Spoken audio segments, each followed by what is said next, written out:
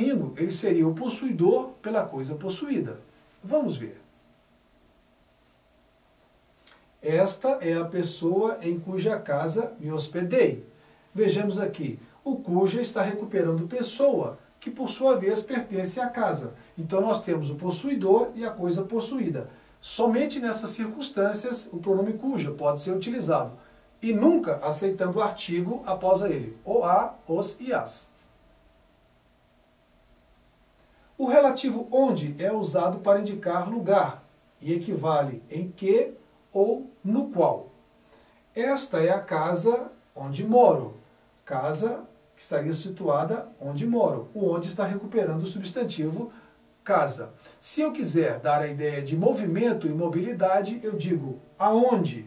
Ou então, o donde também refere-se ao local estático. Onde? Pronomes indefinidos. Pronomes indefinidos, por que esse nome? Porque eles referem-se vagamente à terceira pessoa. Não é isso?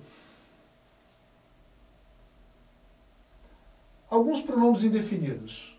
Tudo, nada, muito, pouco, alguém, ninguém, certo, algo, vários, qualquer, todo, algum, nenhum. Estes são alguns dos pronomes indefinidos, que referem-se vagamente à terceira pessoa. Algumas locuções indefinidas. Cada qual, qualquer um, cada um ou outro. São locuções indefinidas.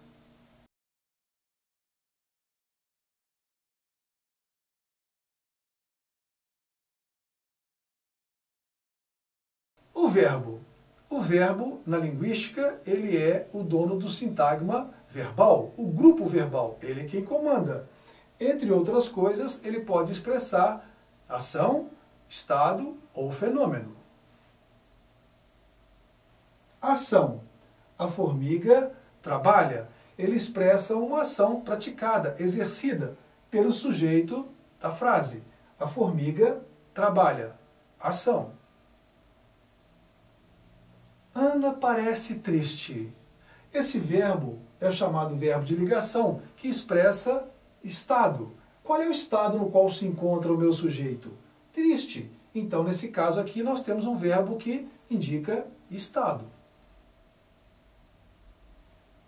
Chovia a cântaros. Nesse caso aqui, o verbo é chovia. Esse verbo especial são verbos que indicam fenômeno da natureza. O verbo varia em pessoa. A primeira pessoa é aquela que fala. A segunda pessoa, com quem a primeira está falando. E a terceira pessoa é de quem se fala. Vejamos. Eu amo. Isso está na primeira pessoa. Tu amas. É a segunda. Ele ama. É a terceira pessoa.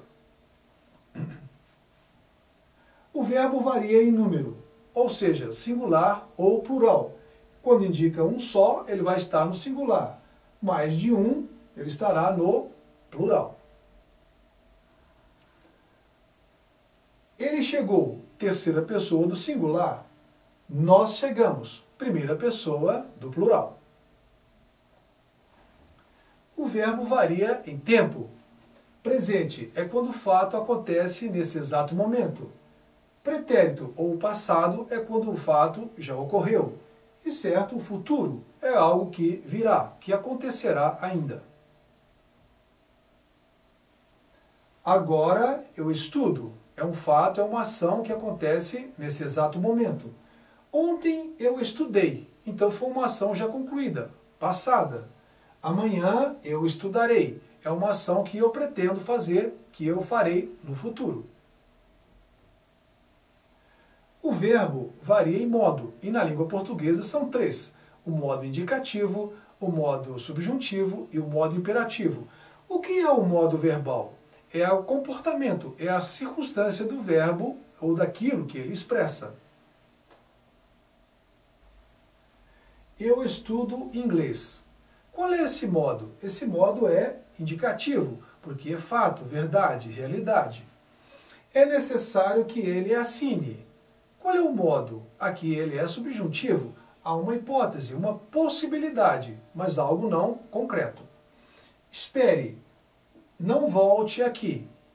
O que nós temos aqui? O modo imperativo, que indica uma ordem, aponta ou ordena. Modos e tempos verbais. O modo indicativo, como foi dito, expressa verdade, realidade, fato, algo que aconteceu, que está acontecendo ou irá acontecer com certeza. Presente. Eu estudo muito. Nós temos aqui o quê? Um fato, um acontecimento, exatamente no momento de quem fala, no momento presente. Pretérito perfeito. Quando isso acontece? Você estudou a lição. Quando esse ato aconteceu no passado, está encerrado, concluído. É por isso que justifica ele ser perfeito. Pretérito imperfeito. Ele estudava à noite. É uma ação que aconteceu no passado, mas não foi concluída. E eu não sei se ela permanece até hoje. Vejam bem, o fato acontecia no passado, mas não há o seu encerramento. Então, o que justifica o nome imperfeito. Pretérito mais que perfeito, muito pouco usado na língua portuguesa. Nós estudáramos naquela escola antes de mudarmos. Viram? Então é uma ação isolada do passado, somente ela, mas depois de uma outra ação também no passado. Futuro do presente. Vós estudareis amanhã. No modo indicativo é uma ação que eu pretendo, estou garantindo que farei amanhã. No futuro próximo ou no futuro mais distante. Mas eu estou assegurando que farei. Futuro do pretérito. Eles estudariam se pudessem. Observem, essa forma ela é condicional. É alguma coisa que eu pretendo fazer no futuro, mas antes eu preciso resolver algo que está no passado. Por isso é que ele chama-se futuro do pretérito. Ele é condicional. Modo subjuntivo. Quando o verbo está nesse modo, ele indica, ele expressa incerteza, hipótese, alguma coisa que pode acontecer ou não. Ele estará no subjuntivo. Presente do subjuntivo. Que eu fale com ela. Estão percebendo? É algo que é hipotético, algo que pode vir a ser, mas não é certo. Então nós temos o presente do subjuntivo. Pretérito imperfeito do subjuntivo. Vejamos. Se Marta me falasse o que viu, está vendo? Uma situação do passado que poderia ter acontecido e não aconteceu. Imperfeito é o que justifica a ação, a expressão do verbo, porque ele é hipotético, é dúvida, é incerteza. Futuro do subjuntivo. Quando você falar o que viu, está vendo? Então aqui nós temos, de novo, uma situação que é hipotética, é incerta, é algo que depende de um acontecimento. Esse é o futuro do subjuntivo. Atenção, não confundir e ficar atento ao futuro do subjuntivo, porque pode essa forma verbal estar também numa forma nominal, a forma do particípio. Fiquemos atentos. Modo imperativo. O nome já sugere, aquele que manda, que ordena, é aquele que direciona, é o que impera. Não existe, como nos outros modos, a ação de passado, presente e futuro. O imperativo só temos o afirmativo e o negativo. Afirmativo, ama tu, ame você, amemos nós, ameis vós, amem vocês. No modo imperativo não existe a primeira pessoa, não há como dar ordem a nós mesmos. Imperativo negativo, não ames tu, não ame você, não amemos nós, não amai vós, não amem vocês. Formas nominais do verbo. Nessa situação, nós temos o quê? Um verbo na forma nominal, um verbo que empresta sua forma para ser um nome. Infinitivo é uma forma nominal do verbo. Caracteriza-se pela terminação R. Exemplo, falar, fazer, partir. Nós temos um verbo de primeira conjugação, que termina em AR. Um verbo de segunda conjugação, que termina em ER. E um verbo de terceira conjugação, que termina em IR. Portanto, esses verbos, essas formas, estão no infinitivo. Exemplo, o jantar está servido. Nós temos aqui um verbo que emprestou sua forma e transformou-se nessa construção num substantivo, como estamos vendo. O gerúndio caracteriza-se pela terminação NDO. Dá-nos uma ideia de uma ação presente em andamento, ainda acontecendo. Apresenta-se o processo verbal com o curso e desempenha funções exercidas pelo advérbio ou pelo adjetivo. Vejamos o exemplo. Abrindo as portas do estádio, os seguranças liberaram o público. Nós temos aqui um verbo que é verbo, mas está funcionando também na forma nominal. Vejam bem, como se fosse um advérbio. Particípio. Essa é a terceira forma nominal do verbo, marcado pela terminação ADO, na primeira conjugação. Falado, andado, cantado, etc. Ido, na segunda e terceira conjugações. Vendido, partido, sofrido. Dá-nos uma ideia de um passado, de alguma coisa já concluída. Exemplo. A aluna está preparada para o exame.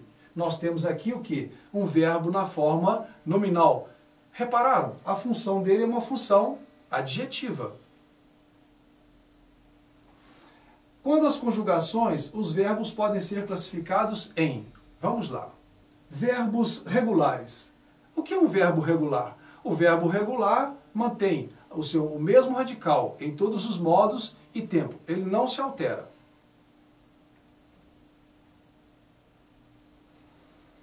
Presente. Primeira conjugação AR. Ele ama.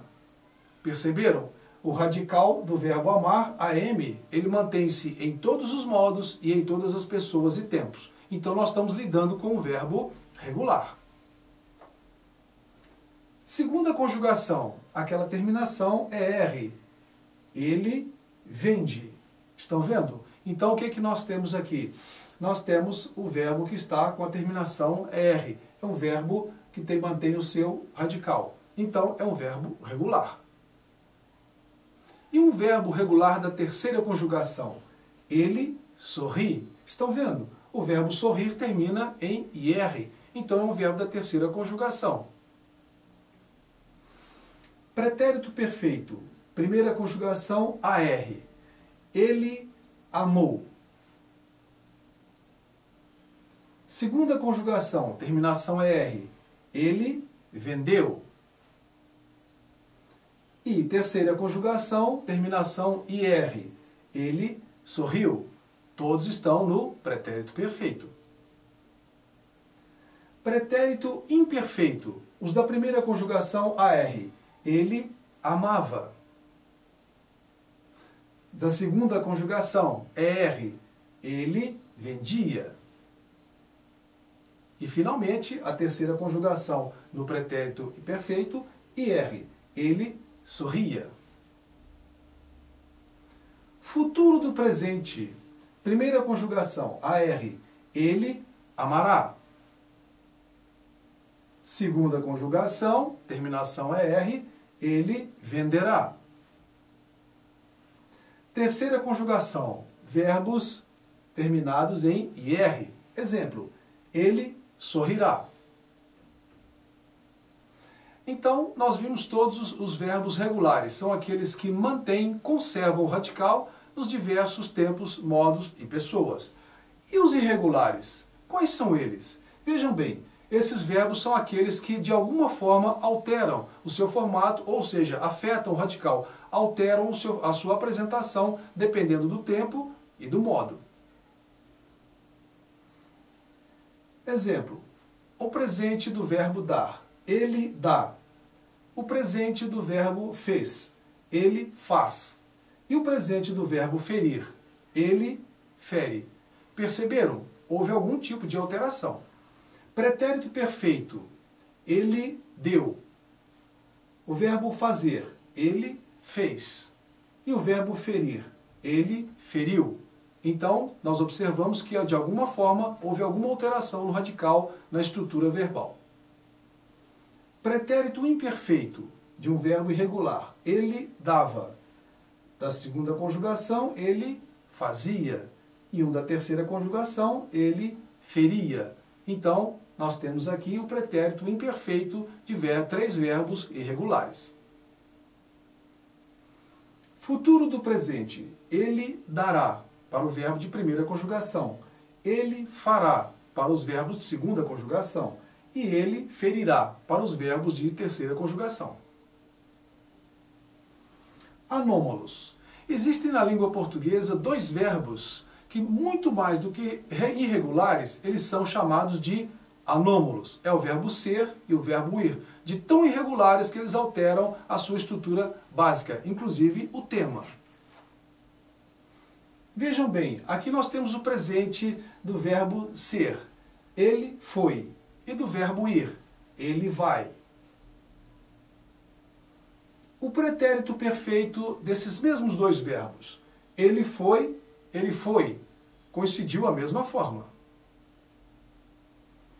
Pretérito imperfeito. Ele era, ele ia. Futuro do presente. Ele será, ele irá. Então nós vimos que aqueles verbos irregulares são verbos que de alguma forma sofrem alterações. E de forma mais profunda nós tivemos aqueles dois, que são o verbo ser e o verbo ir, são anômalos. E os defectivos? São verbos que apresentam algum tipo de deficiência em alguma pessoa. Eles não conjugam em todas as pessoas. Exemplos. Verbo como abolir, banir, colorir, demolir, exaurir, explodir, extorquir, etc. Esses verbos não conjugam em todas as pessoas. São verbos que não possuem a primeira pessoa do presente, do indicativo. O presente do subjuntivo também não, e as formas do imperativo negativo. No imperativo afirmativo, só são conjugadas as segundas pessoas. Abole tu, aboli vós. Acontecer, ocorrer, suceder, prazer, doer, constar, urgir, fluir, esses verbos também são verbos defectivos. São conjugados apenas na terceira pessoa do singular e do plural. 3. Chover, nevar, ventar, trovejar, gear, anoitecer. São verbos que indicam fenômenos da natureza. Esses verbos conjugam somente na terceira pessoa. Portanto, quando nós dizemos eu amanheci com dor de cabeça, isso, segundo a regra padrão culta da língua, é inadequado. Letra E. E os verbos abundantes? O nome já sugere. Apresentam mais de uma forma, geralmente a forma do particípio. Exemplo. Tinham matado todos os frangos. Ele foi morto com tiros. Aqui nós temos duas formas do particípio do verbo matar. Matado e morto. Vejam mais alguns verbos abundantes. O verbo aceitar, o verbo acender, o verbo eleger, o verbo entregar, o verbo enxugar, expulsar.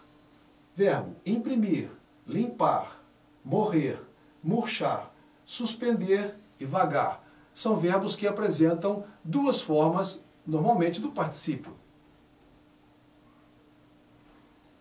Aqueles mesmos verbos, vamos ver aqui a forma regular do particípio. Aceitado, acendido, elegido, entregado, enxugado, expulsado, imprimido, limpado, morrido, murchado, suspendido e vagado. A outra forma, a outra alternativa é essa aqui. Aceito, aceso, eleito, entregue, enxuto, expulso, impresso, limpo, morto, murcho, suspenso e vago. Como estamos vendo, nós temos duas formas e normalmente essas formas são do particípio. Então são verbos abundantes. Atentem-se.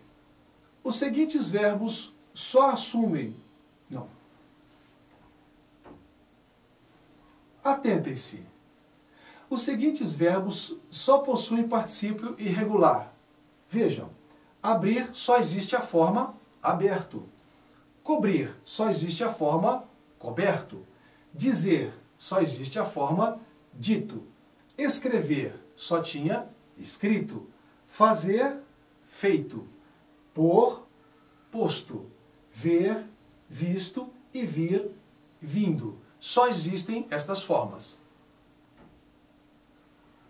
Os particípios regulares dos verbos ganhar, ganhado, gostar, gostado e pagar, pagado estão sendo, na prática, substituídos pelos particípios irregulares ganho, gasto e pago.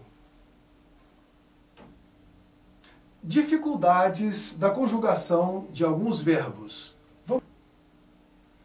Verbo viger, muito explorado nas questões de prova. A forma vigir não existe. Não se associa ao OA e OO, só se conjuga nas formas em que essas vogais não aparecem depois do G. A primeira pessoa do singular do presente do indicativo, eu vigo, e o presente do subjuntivo, que ele viga, não existem. Nos demais, o verbo é regular, conjuga-se como o verbo viver. Vamos ver. Ele vive, ele vige. Nós vivemos, nós vigemos. Eles vivem, eles vigem. Eu vivi, eu vigi. Ele viveu, ele vigiou. Nós vivemos, nós vigemos. Eles viveram, eles vigiram. Ele vivia, ele vigia. Eles viveriam, eles vigeriam. Estão vendo? Basta conjugar o verbo vigiar exatamente como se faz com o verbo viver. E vai dar tudo certo. Verbo intervir é outro verbo que ocasiona algumas dúvidas na sua aplicação, na sua utilização. Conjuga-se como o verbo vir. Basta fazer isso para que nós tenhamos uma conjugação adequada. Presente do indicativo, eu venho, consequentemente, intervir, eu intervenho. Nós vimos, nós intervimos. Eles